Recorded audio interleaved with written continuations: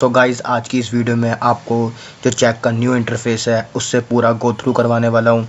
जो लोग अभी चैक पे न्यू लॉगिन करा है, जिन्होंने न्यू अकाउंट क्रिएट करा है, तो किस तरह से उन्हें चैक पे क्वेश्चन सॉल्व करने हैं और किस तरह से उन्हें आंसर्स प्रोवाइड करने हैं। देन उनका जो प्रैक्टिस टेस्ट है वो भी क्लियर हो सके और इन फ्यूचर भी वो अपना CF स्कोर जो है वो अच्छे से मेनटेन कर सके।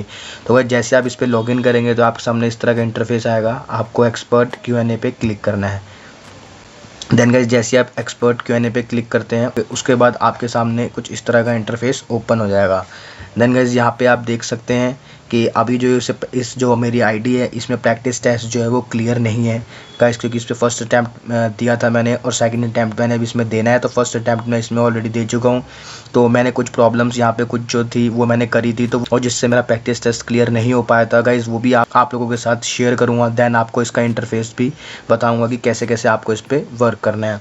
देन गाइस जैसे कि आप देख सकते हैं भी ये इसका इंटरफेस है। जैसे ही मैं यहाँ पे स्टार्ट प्रैक्टिसिंग पे क्लिक करूँगा तो प्रैक्टिसिंग क्वेश्चन जो है वो स्टार्ट हो जाएंगे। देन गाइस उससे पहले प्रैक्टिसिंग क्वेश्चन स्टार्ट करने से पहले मैं आपको दिखाता हूँ जो मैंने यहाँ पे सॉल्यूशंस दिए थे और मुझे सब में रेड मिला था। गाइस आप देख सकते हैं मुझे सबके अंदर रेड टिक मिला था। तो गाइस मुझे रेड टिक क्यों मिला था, क्योंकि मैंने क्या इसमें गलतियां करी थी कि गाइस वो गलती आप लोग ना करो। देन इसलिए मैं वो गलतियां आपके साथ शेयर कर रहा हूं यहाँ पे। और गाइस आप लोग जो यहाँ पे जो इसका टेस्ट है, प्रैक्टिस टेस्ट क्लियर कर सको और देन यहाँ से अर्निंग कर सको। तो गाइस चलिए मैं आपको स्टेप बाय स्टेप करके बताता हूँ कि मेरी इसमें क्या क्या गलती हुई। जैसे गाइस पहले ये क्वेश्चन था जो मैंने यहाँ पे सॉल्व किया था और गाइस ये आप देख सकते हैं ये क्वेश्चन मैंने बिल्कुल एक्सप्लेनेशन के साथ पूरा ऐसे सॉल्व किया था। बट गाइस इन्होंने मुझे यहाँ पे जो है रेड टिक दिया है।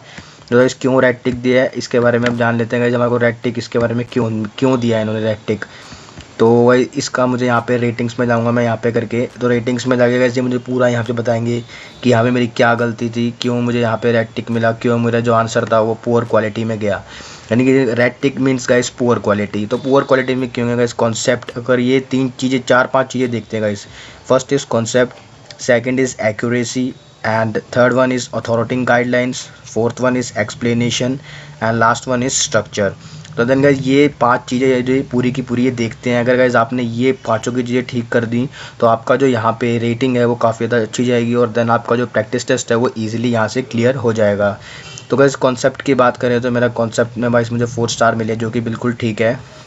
बट गाइस मेरी जो एक्यूरेसी थी वो मेरी ठीक नहीं थी। और इन्होंने यहाँ पे गाइस एक्यूरेसी मेरी ठीक में उसमें क्या चीज़ ठीक नहीं थी उसका यहाँ पे प्रॉपर रीज़न भी दे रखा है गाइस। ये देख सकते हैं आप, इनकम्प्लीट सॉल्यूशन, फार्मूला एरर और टाइपो एरर्स। तो गाइस इस वजह से मेरी एक्यूरेसी यहाँ पे ख़राब हुई। देन मेरे यहाँ पे जो पुअर रेट हुआ, मेरा यहाँ पे स्टार्स कम मिले, मुझे 1 ही स्टार मेरे एक्यूरेसी में मिला क्योंकि मेरा सोल्यूशन यहाँ पे इनकम्प्लीट था, फार्मूला में एरर था और टाइपो एरर्स था। Then guys authoring guidelines, multiple part questions rule not follow. तो गाइस मैंने ऑथरिंग गाइडलाइंस का भी यहाँ पे थोड़ा सा मिसबिहेव करा है क्योंकि मल्टीपल क्वेश्चंस जो थे वो मैंने उसका रूल यहाँ पे फॉलो नहीं किया। मल्टीपल क्वेश्चंस में गाइस हर एक पार्ट को एक्सप्लेन करना होता है। देन मैंने सिर्फ उनका आंसर दिया था और उन्हें एक्सप्लेन नहीं किया था। डेट्स वाई मेरा यहाँ पे जो है 1 स्टार मिला। एक्सप्लेनेशन में गाइस मेरी मिसिंग सपोर्टिंग स्टेटमेंट्स। अब गाइस जब मैंने एक्सप्लेनेशन दिया उसके अंदर एक्सप्लेनेशन देने के बाद आपको मेरे साथ उसकी एक सपोर्टिंग स्टेटमेंट देनी कंपलसरी है। वो गाइस मेरी यहाँ पे मिसिंग थी। Missing steps, calculation steps missing थे एंड देन कैलकुलेशंस मिसिंग थी। कोहेरेसिव मिसिंग था। कोहेसिवनेस मीन्स गाइस जो एक दूसरे से इंटरलिंक होता है, यानी कि गाइस क्वेश्चन जो है अब आपको एक दूसरे से इंटरलिंक करने पड़ेंगे। जैसे जो भी क्वेश्चन का आप आंसर दे रहे हैं, सपोज उसमें 3 स्टेप्स है तो तीनों स्टेप्स एक दूसरे से इंटरलिंक होंगे। तो जब आप उसका आंसर देंगे तो आंसर में भी जो है एक दूसरे से इंटरलिंक होना चाहिए, तभी जो आपकी कोहेसिव है वो यहाँ पे ये वाला स्टेप जो है वो कंप्लीट होगा। देन गाइस मेरे फॉर्मूले यहाँ पे जो थे मिसिंग थे। सो गाइस स्ट्रक्चर जो था वो मेरा पूरा ठीक था, इसलिए मुझे यहाँ पे 5 पॉइंट्स मिले। तो गाइस स्ट्रक्चर की वीडियो मैं ऑलरेडी चैनल पे अपलोड कर चुका हूँ, उसका लिंक मैं आपको नीचे डिस्क्रिप्शन में दे दूँगा कि आपको कैसे अपने स्ट्रक्चर में 5 पॉइंट्स इकट्ठे करने हैं। बट गाइस आपको एक्सप्लेनेशन में यहाँ पे ध्यान देना होगा, ऑथरिंग गाइडलाइंस में आपको थोड़ा ध्यान देना पड़ेगा। अगर मल्टीपल पार्ट क्वेश्चंस होंगे तो उसको आपको रूल फॉलो करना पड़ेगा, उसे एक्सप्लेन करना पड़ेगा अच्छे से। देन गाइस एक्यूरेसी का आपको ध्यान रखना होगा। ये सारी चीज़ें आपको सॉल्यूशन कंप्लीट देने होंगे, फार्मूला बिल्कुल ठीक अप्लाई करना होगा और एरर्स कम से कम करने होंगे। कॉन्सेप्ट गाइस वो कॉन्सेप्ट क्वेश्चन इसमें मतलब अगर आप बिल्कुल क्वेश्चन के अकॉर्डिंग ही आंसर देंगे तो आपका कॉन्सेप्ट जो होगा वो बिल्कुल ठीक जाएगा। देन गाइस इस वजह से मुझे यहाँ पे रेड टिक मिला है। और गाइस इसके अगले मैंने जो क्वेश्चन सॉल्व किया था यहाँ पे भी मुझे रेटिंग जो थी वो पुअर मिली थी, बिकॉज यहाँ पे भी गाइस मेरी काफ़ी ज़्यादा दिक्कत आई थी, बिकॉज़ यहाँ पे गाइस मैंने एडिटर टूल यूज़ नहीं किए थे और स्ट्रक्चर मेरा इस वजह से यहाँ पे स्ट्रक्चर के अंदर मेरे पॉइंट कम आए थे। देन गाइस एक्सप्लेनेशन मेरी यहाँ पे ठीक थी, बट कुछ स्टेप्स मिसिंग थे। And authority guidelines equation render not use formatting alignment issue. Then guys इसका मतलब है कि क्वेश्चन टू क्वेश्चन जो है वो ऑथरिंग गाइडलाइंस है वो डिफरेंट होंगी। देन अगर आप चाहते हो कि ऑथरिंग गाइडलाइंस पे ऊपर मैं वीडियो बनाऊँ तो इसके ऊपर भी एक स्पेशल वीडियो मैं बना दूंगा, आप मुझे कमेंट बॉक्स में कमेंट कर सकते हैं। देन गाइस ऑथरिंग गाइडलाइंस को फॉलो करना बहुत ज़रूरी है। अगर ऑथरिंग गाइडलाइंस फॉलो नहीं करेंगे तो आप यहाँ से प्रैक्टिस टेस्ट कभी भी क्लियर नहीं कर पाएंगे। देन गाइस पहले क्वेश्चन में ऑथरिंग गाइडलाइन डिफरेंट थी और इसमें अब डिफरेंट है।